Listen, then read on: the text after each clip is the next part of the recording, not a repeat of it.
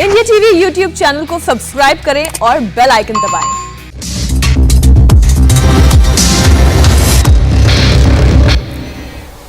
आप देख रहे हैं जीतेगा इंडिया। नमस्कार, मैं हूं अजय कुमार। नेगेटिव खबरें चारों ओर ऐसी बरस रही हैं कि खुद को संभाले रख पाना कई बार बड़ा मुश्किल हो जाता है। आज सुबह सुबह एक ऐसी हृदय विदारक खबर मिली कि मन छल्ली हो गया। टीवी पत्रकारिता में जाने माने नाम और अपने दर्शकों के चहेते एंकर रोहित सरदाना की आकस्मिक मृत्यु की खबर ने भीतर तक कुछ तोड़ दिया। मैंने और रोहित ने कभी साथ काम तो नहीं किया था, लेकिन रोहित की पत्नी और मैंने साथ काम किया है।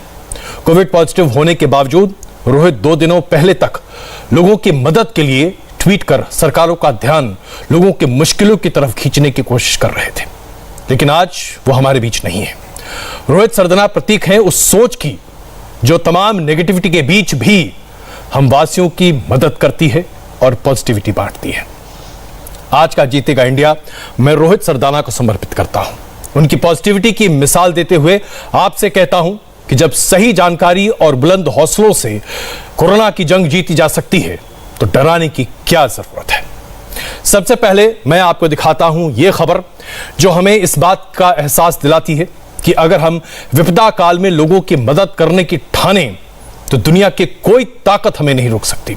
देखिए जावेद ने अपने ऑटो रिक्शा को कैसे एक ऑक्सीजन युक्त एम्बुलेंस बनाकर देवदूत का काम किया है। ये ऑटो रिक्शा नहीं, चलता फिरता ऑटो एम्बुलेंस है। भोपाल के जावेद ने अपने ऑटो में ही ऑक्सीजन सिलेंडर फिट करा लिया है।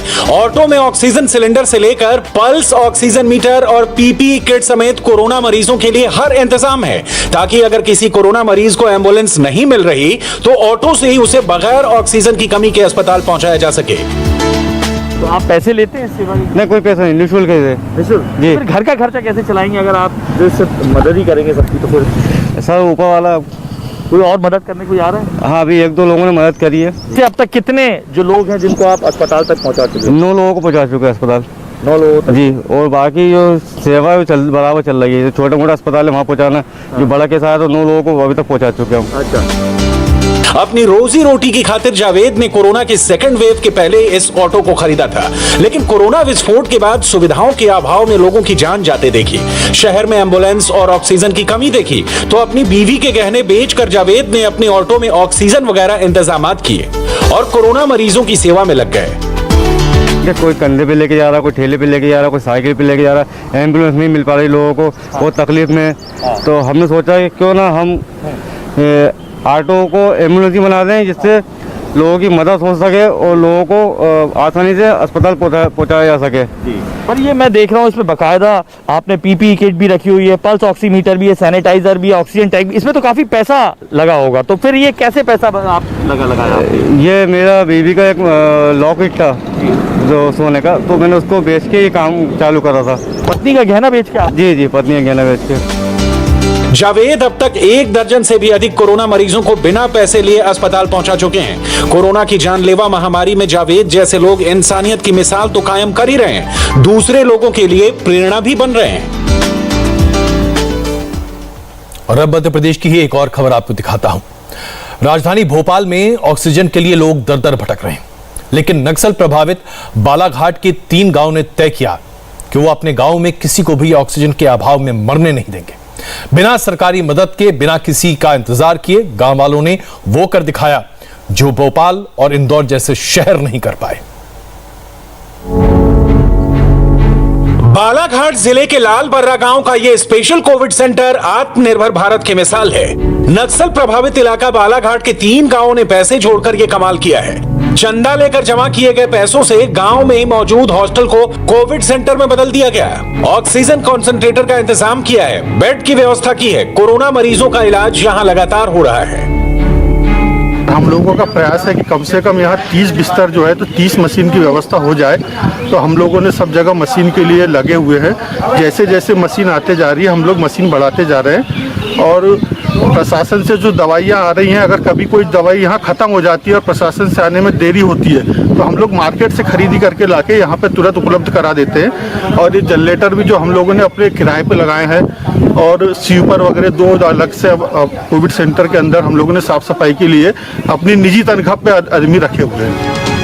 इस स्पेशल कोविड सेंटर पर दिन में 2 बार सरकारी डॉक्टर आते हैं और कोरोना मरीजों का इलाज करते हैं। गांव वालों के इस पहल को स्थानीय प्रशासन और नेताओं की भी मदद मिल रही है। यहाँ पर हम लोगों ने 30 बिस्तर का कोविड सेंटर प्रारंभ किया है, जो विगत 4 दिन से कार्यरत है। वर्तमान में हमारे पास 12 ऑक्सीजन मशीनें हैं और 12-15 मशीनों के ऑर्डर्स दिए हुए हैं और ईश्वर की कृपा से अभी तक यहाँ कोई कैजुअल्टी नहीं हुई है 4 दिन में। और आने वाले समय में और भी ऑक्सीजन मशीनें आएंगी। लोगों ने आपस में चंदा करके हमें इस कार्य को करने का मापदंड दिया है। गांव वालों की इस नेक पहल की चर्चा चारों ओर हो रही है। ग्रामीण इलाके में बना ये कोविड सेंटर लोगों की जान बचा रहा है। सबसे खास बात यह है कि यहाँ कोरोना मरीजों के इलाज का पूरा खर्च पूल मनी यानी चंदे की रकम से हो रही है और मरीजों को नया जीवन मिल रहा है। अगर आप मुंबई में रहते हैं और आपके किसी जानने वाले को जिसे कोरोना का इन्फेक्शन हो चुका है, उसे ऑक्सीजन नहीं मिल पा रहा, तो मुंबई के लोगों के लिए यह नंबर नोट करना आवश्यक है जो अभी आप अपने स्क्रीन पर दिख रहे हैं। नंबर है 9820288872 9820288872। ये जौहर दीवान का नंबर है। और अब आपके स्क्रीन पर दूसरा नंबर है 9833899750। ये मोहम्मद चुंगी जी का नंबर है, मोबाइल नंबर। ये दोनों अपने 100 मित्रों के साथ मिलकर लगातार मुंबई वासियों के पास ऑक्सीजन की टंकी पहुंचा रहे हैं। अगर आपके मरीज को ऑक्सीजन नहीं मिल रहा, इन नंबर पर कॉल कीजिए, आप तक ऑक्सीजन पहुंचेगी। ये है मुंबई के रियल कोरोना वॉरियर, जो किसी फरिश्ते की तरह दिन रात अपना काम छोड़कर कोरोना मरीजों की जान बचाने में लगे हैं। ये मुंबई के भिंडी बाजार के सैफी संगठन की पहल है, जिसे 100 लोग मिलकर चलाते हैं और कोरोना मरीजों के घर घर जाकर उन्हें ऑक्सीजन सिलेंडर से लेकर एम्बुलेंस तक की मदद मुहैया करा रहे हैं। ऑक्सीजन सिलेंडर खलास होता है, जब भी हमको चेक करने आना पड़ता है कि ऑक्सीजन में बोतल में सिलेंडर है या नहीं है। जब खलास हो गया तो उसका जो ऑक्सीमीटर है वो हम लोग को पता है कि उसका घड़ी जो है घड़ी रहती है उसमें, वो डाउन हो गई तो ऑक्सीजन खलास हो जाता है। अगर पेशेंट को दिक्कत होती है सांस लेने में कि कभी उसका ऑक्सीजन लेवल बढ़ गया, कम हो गया तो उसको कितना पाउंड देना है, उसको डॉक्टर को पूछे, उसको बढ़ाते पाउंड, तो उसके लिए चेक करना आना जरूरी है हमको। हाँ। ये सिलेंडर खत्म हो जाने के बाद जब तक बेड नहीं मिलता आप दूसरा सिलेंडर का इस्तेमाल करते हैं? हम लोग जब भी उसको रिफिल दूसरा देते हैं, ऑन द स्पॉट रिफिल देते हैं हम लोग। इंडिया टीवी की टीम मुंबई सेंट्रल के बोस्टन नाम की एक इमारत में गई, जहां रहमाना नाम की एक महिला की सैफी संगठन ने ऑक्सीजन सप्लाई की है और टाइम पर वहां पहुंचकर ऑक्सीजन लेवल को चेक करते रहते हैं। सिलेंडर हम कम से कम 12 दिन से हम ले रहे हैं, 12-13 दिन हो गए हैं। अल्हम्दुलिल्लाह हम लोग को नहीं मिल रहा था, हम लोग को पता चला कि सैफी में मिल रहा है, तो हम लोग वहाँ से ले गए, तो इन्होंने हमारा दिया, इन्होंने हेल्प की, हमारी बहुत हमारा साथ दिया। एक एक हाथ मिलकर न जाने कितने हाथ आज बन रहे हैं हिंदुस्तान में। गुजरात में कोविड की वजह से हजारों लोग ऐसे हैं जो ऑक्सीजन के लिए तरस रहे हैं। ऐसे में अहमदाबाद के सेंट्रल यूनाइटेड हॉस्पिटल के डॉक्टर पार्थिव मेहता ने एनेस्थीसिया के दौरान इस्तेमाल किए जाने वाली तकनीक के इस्तेमाल से कम ऑक्सीजन में कोरोना की गंभीर मरीजों को बचाने का रास्ता ढूंढ निकाला है। अगर यह तकनीक देश के बाकी अस्पतालों में इस्तेमाल की जाए तो न जाने कितने मरीजों की जिंदगियां बचाई जा सकेंगी। ऑक्सीजन अभी हमने आधा कर दिया है, फिर भी इनका ऑक्सीजनेशन मेंटेन हो रहा है, जो कि 15 लीटर पे चल रहा था। Now it has come down to 7 liters and still he is maintaining the same amount of saturation. So that is a good use of main circuit for improving oxygenation at low oxygen consumption. इस innovative तरीके की मदद से corona मरीजों के लिए oxygen की जरूरत को काफी कम करने में मदद मिल रही है। इस तकनीक का नाम है Ben circuit. Ben circuit oxygenation delivery और ऑक्सीजनेशन कैपेसिटी को बढ़ा देता है, जिससे मरीज को हमेशा फ्रेश ऑक्सीजन मिलती रहती है और कार्बन डाइऑक्साइड बाहर फेंक सकता है। इससे फेफड़े की क्षमता भी धीरे धीरे बढ़ने लगती है और मरीज को बाईपेप या वेंटिलेटर की मदद की भी जरूरत नहीं पड़ती। ऑक्सीजन का उपयोग कम होता है, नियरली 50 से 60% जितने कम उपयोग करने के बावजूद पेशेंट का ऑक्सीजनेशन मेंटेन रहता है। सबसे बड़ी बात यह है कि बहुत ही इजीली यूजेबल है, लेकिन ध्यान भी ये रखना है कि ये मेडिकल सुपरविजन के बिना हम नहीं कर सकते हैं। जिनका श्वसन मार्ग अच्छा है, जो कि अच्छी तरह से सांस ले पा रहे हैं, जो कि अलर्ट हैं, और जिनका रेस्पिरेटरी रेट भी 25-30 से ऊपर है, जो कि कार्बन डाइऑक्साइड वॉश आउट करते रहेंगे, उनके लिए ये बहुत ही यूजफुल है।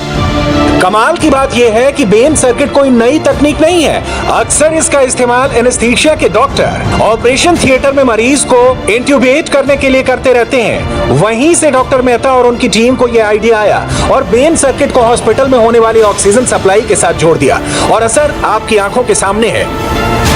अब तक अहमदाबाद के सेंट्रल यूनाइटेड हॉस्पिटल में 7 पेशेंट्स को इस तरह से पूरी तरह ठीक किया जा चुका है, और अभी 2 और मरीजों पर यह थेरेपी चल रही है। And with this advent, we have been able to bring up the saturation to 86 with the same oxygen flow. So this is working out for sure. नमस्ते, मैं हूं मीनाक्षी जोशी। वीडियो और खबरों से अपडेट रहने के लिए India TV YouTube channel subscribe करें, बेल आइकन दबाना ना भूलें। जुड़े रहें इंडिया टीवी के साथ।